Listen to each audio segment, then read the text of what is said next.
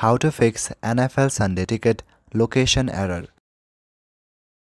If you are getting a location error on NFL Sunday ticket, then there are a few common causes. Firstly, let's learn why this error happens. Sunday ticket determines what game you can watch based on your device location.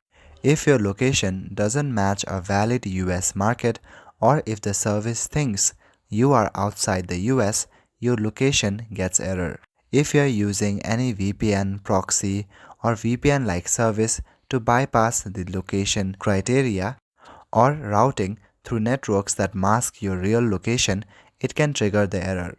If you are in the US and it's still showing the location error, then you can contact the Help Center. On the website, scroll down and click on Help Center. Inside this page, scroll down to the bottom. Now select the option Contact Us. Then you will land to this kind of page. Now simply select the category for which you are facing the problem, which is NFL Sunday ticket.